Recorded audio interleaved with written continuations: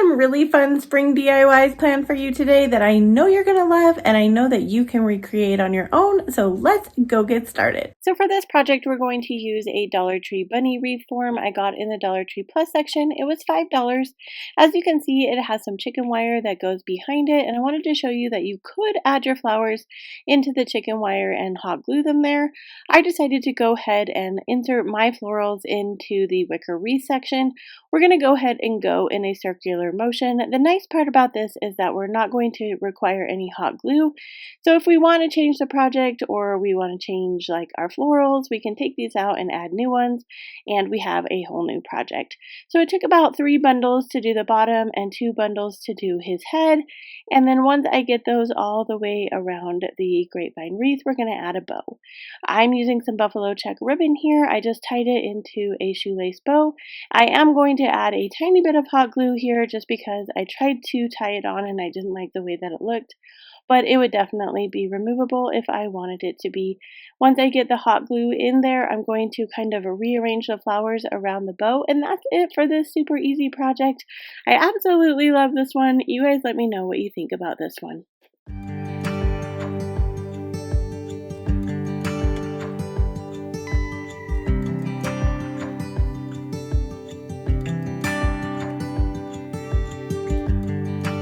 Can't turn the tide.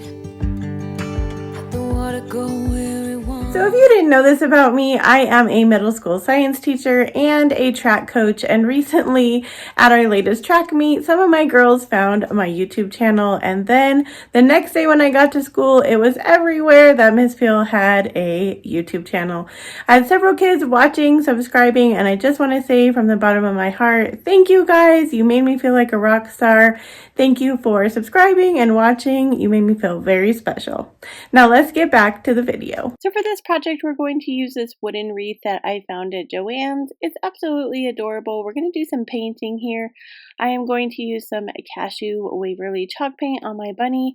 I am just about out of all my Waverly paints because my Walmart doesn't sell them anymore and I have transitioned to folk art paint. So the rest of my paint is going to be from folk art, but I'm going to be using some pastels here. We're using blue, pink, and yellow, and I'll definitely list all the paint colors down in my description box. There was no rhyme or reason to how I decided to paint this. I just started with the blue and then would paint an egg and then a couple flowers, and then I moved on to the pink and I painted the egg and a couple flowers, and then the same transition with the yellow until I had covered all of the wooden parts. Then I'm going to take this buffalo check ribbon. It's a thinner ribbon. I want to say this came from Hobby Lobby, and I just went ahead and tied it into a shoelace bow. I think it adds so much cuteness to this bunny. I definitely love the bow edition. Now, you could stop here if you wanted to. I decided to go ahead and add some lavender around the outside of the wreath. There is like this grapevine piece that's attached. I'm going to go ahead and attach my lavender into the grapevine piece. Now there isn't a whole lot of grapevine here, but I didn't have to use any hot glue to adhere my lavender onto the wreath, so it is removable if I decide to remove that. But that is it for this super sweet project. Let me know what you guys think about this one.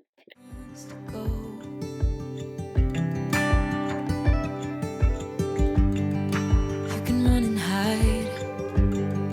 You can bury yourself beneath the stone.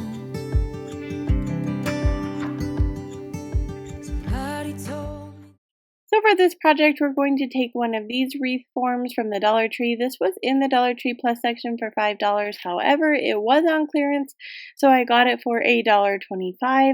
I'm going to remove the sea pieces like the seahorse and the starfish, and I'm going to leave the greenery there. I decided to leave the greenery because all I'm going to add to our greenery is some lavender. So there is a grapevine piece attached to this metal ring, kind of like our wooden piece from the last project. So we're going to go ahead and add lavender to that grapevine piece. I just decided to go ahead and go all the way around it using lavender that I got from Walmart. And then I'm going to put one other embellishment on here. So again, we're not using any hot glue, and we're just going to put them into the grapevine wreath, and that way we're able to reuse all the florals and the greenery that came on the wreath. So once I get all the lavender in there and I'm ready and happy with the way that it looks, I have this really cute birdhouse fabric. I've just had it in my stash. I made some bookmarks from it several years ago, and I thought this was super cute. So I took a embroidery hoop. I have several of these on hand. I got mine from Amazon. I'll have a link down in my description box if you want to check out the ones that I picked up, but we're just going to go ahead and put the hoop into our fabric. Then I'm going to take some scissors and I'm going to cut around my circle of the hoop. I'm going to be just kind of cutting off any excess pieces around there. So we have this really cute embroidery hoop with some really cute birdhouse fabric. So I'm going to go ahead and glue our embroidery hoop into the middle of our wreath. And so this gives it kind of a fun element and a little bit different twist to something that we might add to a wreath instead of a sign or something like that. So I just kind of took out some of the greenery that was attached to that grapevine piece, and I'm using hot glue on both sides of my embroidery hoop to glue it to the grapevine piece, so that's done. Next, we're going to make a shabby bow, so I'm going to take some more of my buffalo check ribbon, and I'm just going to add some of this farmhouse ribbon that they sell at the Dollar Tree. It's definitely one of my favorites. I'm going to add about 4 pieces of each of the ribbon, and then I'm going to do the crisscross method. So this is one of my favorite and easy bows to make, so if you're a new crafter or you don't do really well with bows, these are really easy to make. You can make large ones, you can make small ones, and they always turn out cute. So I like to use a piece of the fabric to tie off the bow at the very end. That way it becomes part of the bow and it's not noticeable like when you use twine or something like that. I just cut a little bit longer piece. I tie it off here in the middle with a knot, and then I trim any of the excess pieces when I make the bow and fluff it out. Once I get our bow made, I'm going to go ahead and add it to our embroidery hoop at the top, and then that is it for this project. I really like the simplicity of this one. It's easy and fast, and definitely anybody could make it. So let me know what you think about this one. Don't pretend, 'cause everyone could use a friend sometimes. Take some good advice. Don't let your fear decide. That's how you break. So we're going to start out using this buffalo check ribbon, and I'm going to measure about 12 inches. I should have marked it on my mat because later in the video you're going to see I mark it with one of my clips, but I went ahead and measured out 12 inches, and I'm going to create 3 loops that are 12 inches in length, which end up being about 11 inches when you put them together as a bow. So this is a new bow technique that I'm trying out today, and I actually really loved it. I'm definitely going to go ahead and try to continue to use this. I started out using a pipe cleaner to hold them together, but then I felt like that was a little not sturdy enough, and so later I show you that I went ahead and used a zip tie. So definitely when you start to make this bow, just go ahead, skip the pipe cleaner, and go with the zip tie. So I make 4 loops for this first part of the bow, measuring out again, like I said, at 12 inches, and then I go ahead and make a tail on both sides that is also 12 inches. Then I'm going to use my clip to hold it together and clip off the end of the tail, and then I'm ready to make the next section of my bow. So for the next section of my bow, I'm going to do this very same thing, only now I'm going to measure it out at 11 inches. That's going to give us 10-inch loop sections, and we're going to get about 3 or 4 of these in this section, and then once we're done with that, we will cut off another 11-inch section where we will make that the tail. Once I had each section completed, I took a zip tie and zip tied it together to hold the section in place. When I was kind of experimenting with this bow technique, I started out with a pipe cleaner, but I felt like the pipe cleaner did not give it a secure hold, and as I was kind of playing around with it, a couple of my loops popped out, which is what kind of led me towards the zip ties instead, because you get such a better permanent hold with the zip tie. Then you're going to do another section here. These are going to be 10-inch strips, which are going to give us 9-inch loops.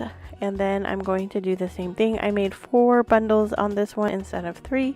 And then I'm going to secure them in place with a pipe, or not a pipe cleaner, a zip tie, sorry.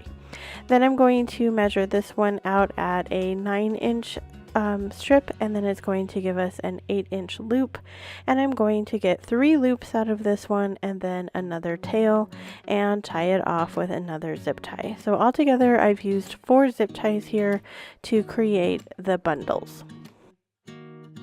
Now we're ready to put the bow all together, so I took all 4 of the bundles and I laid them on top of each other, and I took another zip tie and I zip tied all 4 of the bundles together.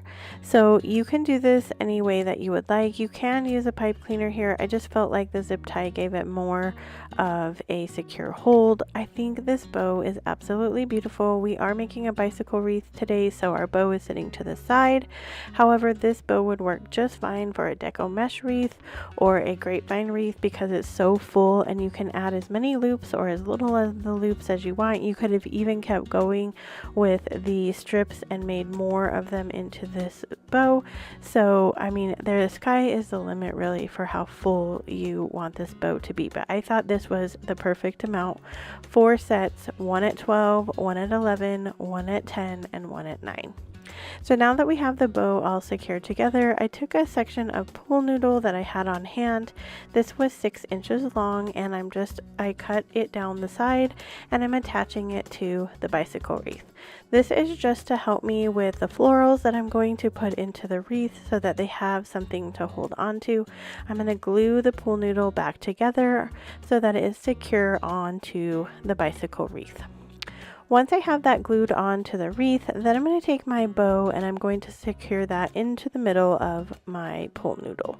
That's just to give me kind of the center of what I'm working with here. So I took another zip tie and I zip tied the bow into the middle of our pool noodle. Super simple, and it doesn't take a lot of steps. I get a lot of questions or comments on my videos saying, I've never tried a wreath. Oh, I wish I knew how to do a wreath. And if you were ever going to start somewhere with a wreath, this is the perfect place to start. There are no extra steps here. There's not a lot of things to do in this wreath, and so this is the perfect place to start for your wreath. So we're going to lay our bow onto the middle of the pool noodle, and I'm going to take my zip tie and just lay it underneath the pool noodle and then through the bicycle wreath, and I'm going to attach it onto the pool noodle part. That makes it really secure onto the wreath and the pool noodle, so when we start to add our florals, then we have a section underneath the bow and a section above the bow that we can add some florals to. Then again, we're going to dovetail the ends of our ribbons to give it a more high-end look and to make our projects look more store-bought rather than homemade. So I picked up 2 bundles of the lavender from Walmart. That is one of my most favorite things to decorate in the spring and summer. So I'm just going to attach 1 bundle down in the bottom of the wreath and a bundle up in the top of the wreath. I did go ahead and cut them apart to attach them better into the pool noodle part. That way I have more control. But if you want, you could even just attach the entire piece of your florals in there, depending on how long the bottom is. I felt like the lavender was too long to just kind of stick it in there. So that is another reason why I cut it apart. But I like cutting it apart because then I have more control over where to stick them and to fluff them out. But if you're afraid of doing that, afraid of cutting them too short, you can always start with just putting the whole bundle in there and fanning them out. So we're ready to use the flowers I picked up at the Dollar Tree. There's only 1 bundle here and there are 5 flowers on this bundle. I like to do odd numbers in my project, so that works for me. If you feel like that's not enough, you can always pick up another bundle. But again, we were going for about $10 for this project, and so that only allowed me to pick up 1 of the bundles. But I put 3 of the flowers down on the bottom, 2 flowers on the top, and I just stuck these right into the pool noodle. So there is no glue gluing here. If you feel like the flowers aren't in there attached really well, you could always put some glue like on the outside of where your flower stem meets the pole noodle, just to give it a little bit more stability, but there's not a lot of gluing entailed in this project, if at all. I just put a little bit on some of the lavender that didn't seem to be sticking into the pole noodle very well, but hardly any did I have to put in there. So once you're done, you're going to fluff out your bow a couple more times, and then that is it for this super simple but elegant bicycle wreath. Somebody's waiting down the line to pick up the pieces. Hey, you'll be alright. I can feel the sun and how the wind makes way across the fields.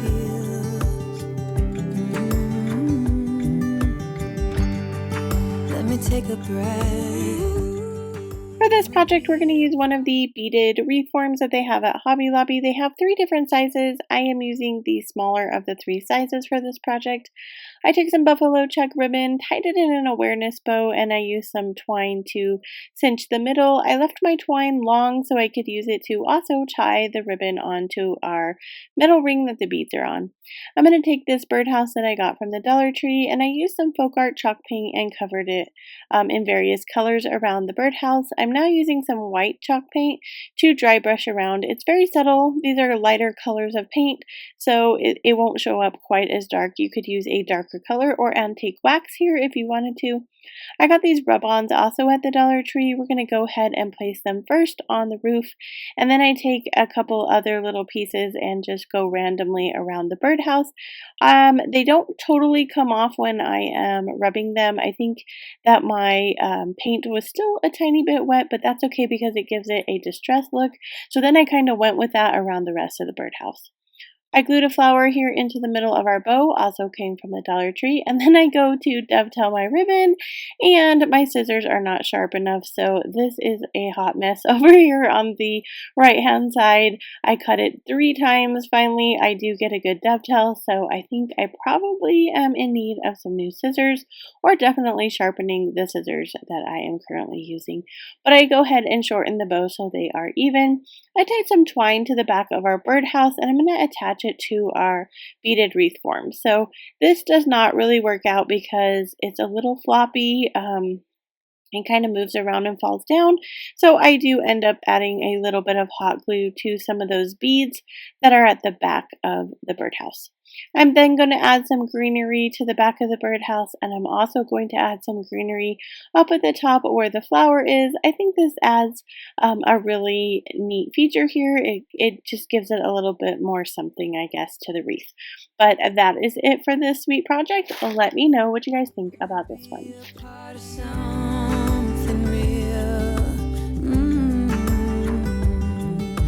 Someone said it's better when you hold on to a helping hand. Sometimes we could all use a friend.